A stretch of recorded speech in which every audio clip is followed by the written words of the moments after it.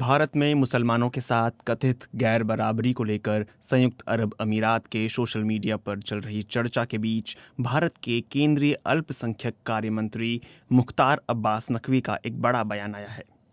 नकवी ने कहा है कि मुसलमानों के लिए भारत स्वर्ग जैसा है, जहां उनके अधिकार सुरक्षित हैं। साथ ही उन्होंने कहा है, सेक्युलरिज्म और सौहार्द भारत और भारतवासियों के लिए पॉलिटिकल फैशन नहीं बल्कि परफेक्ट पैशन है, यानी एक जुनून है, जज्बा है।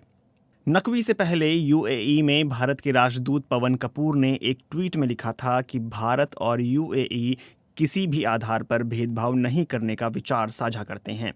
भेदभाव हमारे नैतिक ढांचे और कानून व्यवस्था के खिलाफ है। यूएई में मौजूद भारतीय हमेशा इस बात को याद रखें।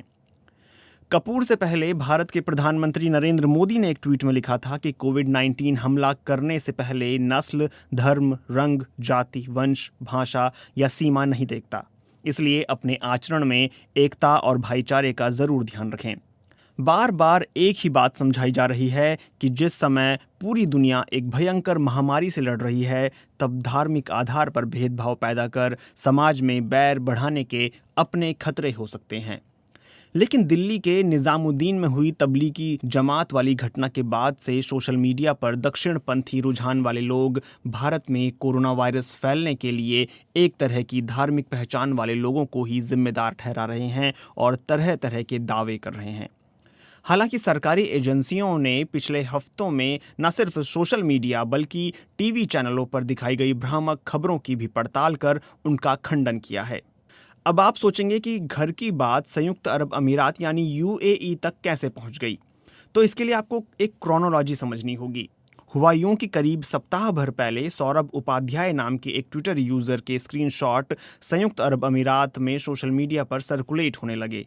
सौरभ उपाध्याय के ट्विटर प्रोफाइल के अनुसार, जो कि अब बंद हो चुकी है, वे एक पॉलिटिकल कैंपेन मैनेजर हैं और उनकी लोकेशन दुबई बताई गई थी। सोशल मीडिया पर दुबई के कई यूजर्स ने पुलिस को टैग करते हुए लिखा कि सौरभ हिंदू मुस्लिम एजेंडा चला रहे हैं और भड़काऊ सामग्री परोस रहे हैं।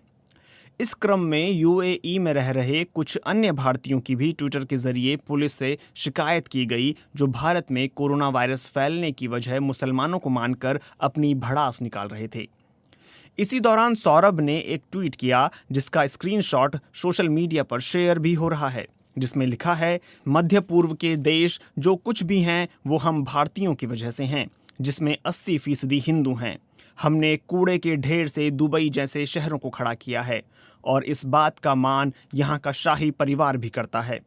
स्क्रीनशॉट्स के अनुसार इससे पहले सौरभ ने लिखा था कि मुसलमान दुनिया से 1400 साल पीछे जी रहे हैं। कुछ लोगों ने उनके इन ट्वीट्स पर आपत्ति दर्ज कराई तो सौरभ ने उन्हें भी चुनौती दी। इन तमाम स्क्रीनशॉट्स के साथ संयुक्त अरब अमीरात की राजकुमारी हिंद अल कासिमी ने 16 अप्रैल को ट्वीट कर दिया। उन्होंने लिखा कि संयुक्त अरब अमीरात में जो भी नस्ल भेद या भेदभाव करता पाया जाएगा उस पर जुर्माना लगेगा, साथ ही देश छोड़ने के लिए कह दिया जाएगा। और ये रहा एक उदाहरण। हिंद अल कासिमी ने यह भी लिखा कि शाही परिवार बेशक भारतीय लोगों को दोस्त मानता है, लेकिन किसी की बेअदबी का स्वागत नहीं किया जा सकता। यूएई में बहुत से लोग अपनी रोजी रोटी कमाने आए हैं, पर अगर आप इस जमीन को ही कोसने लगेंगे तो यहाँ आपके लिए कोई जगह नहीं है। संयुक्त अरब अमीरात के 2017 के सरकारी आंकड़ों के अनुसार वहाँ 34,20,000 से ज्यादा प्रवासी भारतीय रहते हैं। ये संख्या यूएई की कुल आबादी का 27% है। वरिष्ठ पत्रकार अजीत अंजुम लिखते हैं कि यूएई में रहने वाले लाखों भारतीयों में हिंदुओं की संख्या सबसे ज्यादा है। मुसलमानों के खिलाफ नफरत फैलाने वालों को शायद इस बात का अंदाज़ा नहीं है कि अगर खाड़ी देशों में ऐसी प्रतिक्रिया होने लगी तो वहाँ काम धंधा कर रहे भारतीयों को कितनी मुसीबत झेलनी पड़ेगी। यूएई का स्थानीय मीडिया भी अब इस तरह की खबरों को खास तरजीह दे रहा है। गल्फ न्यूज़ की एक रिपोर्ट के अनुसार हाल के दिनों में मध्य पूर्व में नौकरी करने वाले जिन भारतीयों ने सोशल मीडिया के जरिए मुसलमानों के खिलाफ नफरत फैलाने की कोशिश की, उन्हें नौकरी से निकाला गया है। एक अन्य रिपोर्ट के अनुसार हाल ही में शारजाह में स्थापित एक नामी भारतीय व्यापारी को अनजाने में धार्मिक भावनाएं आहत करने के लिए माफ़ी मांगनी पड़ी। लोगों ने उन पर इस्लामोफोबिया फैलाने का आरोप लगाया। संयुक्त अरब अमीरात के कानून के मुताबिक ऐसी कोई भी गतिविधि जिसे वहां की सरकार धर्म और देश के सौहार्द एवं सम्मान के विरुद्ध पाती है तो ऐसे व्यक्ति को 40 लाख दिरहाम का जुर्माना और जेल की सजा हो सकती है। हेट स्पीच के मामले में एक शख्स को सजा दिए जाने की राजकुमारी हिंद अल कासिमी ने पुष्टि की है। उन्होंने लिखा है, सोशल मीडिया पर भड़काऊ बयानबाजी करने के मामले में केरल के एक व्यापारी को तो माफ कर दिया गया, पर एक अन्य शख्स को जेल में सजा हुई है। संयुक्त अरब अमीरात के सोशल मीडिया पर अगर गौर करें तो बहुत सारी पुरानी चीज़ें खंगाल कर निकाली गई हैं जिन्हें अब शेयर किया जा रहा है और यह दावा किया जा रहा है कि भारत में मुसलमानों के साथ बुरा बर्ताव होता है।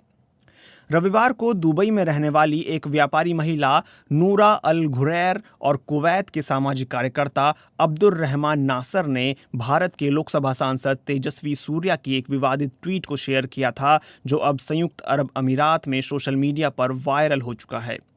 यह विवादित ट्वीट हालांकि 5 साल पुराना है और बीजेपी सांसद तेजस्वी सूर्या इस ट्वीट को डिलीट भी कर चुके हैं, लेकिन सोशल मीडिया पर अब इसका इस्तेमाल भारत सरकार के नजरिए पर सवाल उठाने के लिए हो रहा है। अब्दुर रहमान नासर ने ट्विटर पर लिखा है कि कुवैत में भारतीय समुदाय के लोग कोरोना संक्रमण के मामले में सबसे ऊपर हैं, लेकिन यहाँ के सबसे बढ़िया अस्पतालों में उनका इलाज चल रहा है, क्योंकि कुवैत में धर्म और नागरिकता के आधार पर लोगों में अंतर करने का रिवाज नहीं है।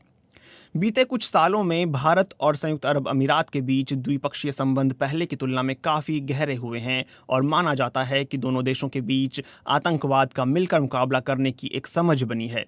हालिया घटनाओं के बाद खाड़ी देशों में प्रभावशाली समझे जाने वाले लोगों ने खुलकर ये कहना शुरू किया है कि भारत सरकार अपने यहाँ मुसलमानों के साथ हो रही गैर बराबरी पर विचार करे। नामी सऊदी स्कॉलर अबीदी जहरानी ने अपील की है कि खाड़ी देशों में काम करने वाले उन कट्टरवादी हिंदुओं की पहचान की जाए जो इस्लाम के खिलाफ नफरत भड़का रहे हैं और उन्हें वापस उनके देश भेजा जाए। अबीदी जहरानी जैसे कुछ विचारकों की इस तरह की अपील के बाद यूएई ने बहुत से लोग चुनिंदा भारतीय नौकरी पेशा लोगों के डिटेल ट्विटर और फेसबुक पर शेयर कर रहे हैं, जिससे खाड़ी देशों में रह रहे भारतीयों की चिंताएं बढ़ गई हैं। दुबई में काम करने वाले एक भारतीय शख्स ने अपनी पहचान न जाहिर करने की शर्त पर बीबीसी को बताया कि जो लोग भारत की स्थिति पर यहां बैठकर कमेंटबाजी कर रहे थे, सारी दिक्कत उनकी वजह से हुई है। अब हो ये रहा है कि जो भी हिंदू धर्म की बात कर रहा है उसे मुस्लिम विरोधी समझा जा रहा है और उसके डिटेल लोग टैग करके सोशल मीडिया पर शेयर कर रहे हैं। इससे किसी की भी नौकरी को खतरा हो सकता है, क्योंकि तुरंत कार्रवाई हो रही है। वहीं ग्लोबल पार्लियामेंट्री नेटवर्क यानी GPN के सदस्य जमाल बहरीन ने संयुक्त राष्ट्र और OIC से भारतीय मुसलमानों के मानवाधिकार उल्लंघन के मामलों में हस्तक्षेप करने की अपील की है। OIC पहले ही भारत सरकार को मुस्लिम समुदाय के अधिकारों की रक्षा करने के लिए तुरंत जरूरी कदम उठाने के लिए कह चुका है।